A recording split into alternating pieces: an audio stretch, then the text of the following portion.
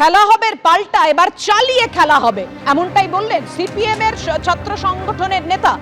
আপনাদের জানিয়ে রাখি, তিনি বলেছেন যে ক্যাম্পাসে ক্যাম্পাসে এই যে ক্রাইম সিন্ডিকেট সেটা বন্ধ করতে হবে, চালিয়ে খেলা হবে, হুঙ্কার দিলেন এসএফআই এর রাজ্য সম্পাদক। পাম্প চালিয়ে উঠছে বিল, কেএসবি পাম্প বাঁচায় বিদ্যুৎ, বিলের প্রবলেম গেল।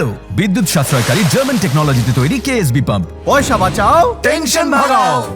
কি বলেছেন তিনি দেখুন। ক্যাম্পাসের ভেতর ক্রাইম সিন্ডিকেট, থ্রেড সিন্ডিকেট, দুর্নীতির সিন্ডিকেট চালানোর দখলদারি 2011 সালের পর থেকে ওরা চালিয়ে আসছে। আমরা স্পষ্ট বলছি, সময়টা আর 2011 নয়, ওটা 2011 ছিল, এটা 2025 সাল।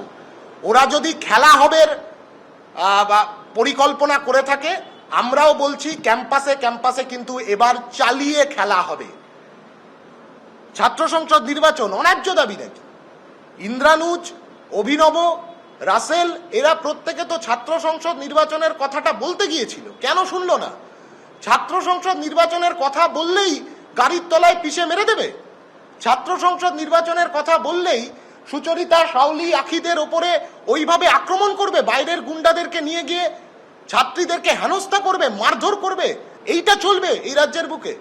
ছাত্র সংসদ নির্বাচন একমাত্র সলিউশন, যেখানে দাঁড়িয়ে এই ক্রাইম সিন্ডিকেটকে রোখা যেতে পারে গোটা রাজ্যের সমস্ত ক্যাম্পাসে, বিশ্ববিদ্যালয়, কলেজ, মেডিকেল কলেজ, সব জায়গায়।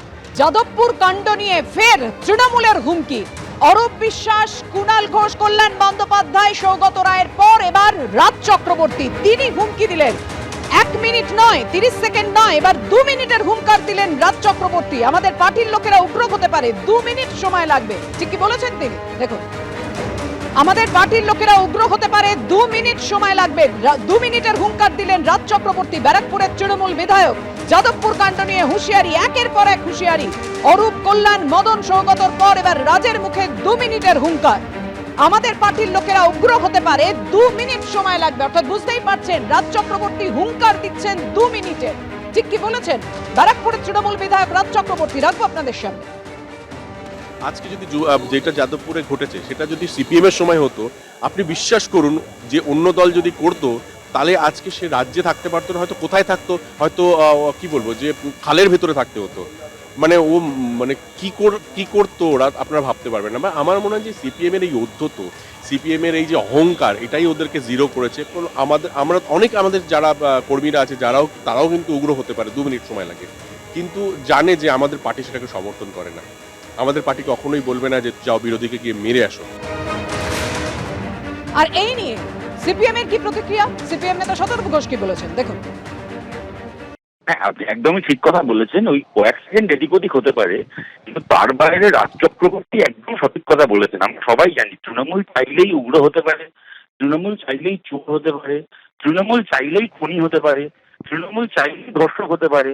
কিন্তু তৃণমূল যেটা পারে না তা হচ্ছে সুস্থভাবে ছাত্র সংসদ ভোট করিয়ে যাদবপুর সহ বাংলার বিভিন্ন কলেজ ইউনিভার্সিটিতে গণতান্ত্রিকভাবে জিতে আসতে। এদের প্রতিটা নেতার একটাই কথা এবং একদম সঠিক কথা, যে আমরা কিন্তু উগ্র, আমরা কিন্তু খুনি, আমরা কিন্তু লম্পট, আমরা কিন্তু ধর্ষক।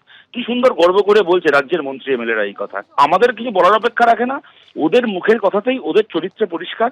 এবার বাংলার ছাত্র সমাজ এবং বৃহত্তরভাবে বাংলার মানুষের কাছে আমাদের আবেদন, আপনারা বিচার করুন। যারা প্রেস কনফারেন্স ডেকে নিজেদের বেহায়া হওয়ার বিজ্ঞাপন দিতে পারে, নিজেদের উগ্র হওয়ার, খুনি হওয়ার বিজ্ঞাপন দিতে পারে, তাদেরকে আর কতদিন বরদাস্ত করা যায়? অর্থাৎ আপনারা শুনলেন, তীব্র সমালোচনা করলেন শতরূপ ঘোষ। কিন্তু একের পর এক এই যে তৃণমূলের হুমকি যাদবপুর কাণ্ড নিয়ে, এবার আপনাদের সামনে রাখবো মদন মিত্র কি বলেছিলেন। তিনি বলেছিলেন 30 সেকেন্ডে যাদবপুর দখল করে নেওয়ার কথা।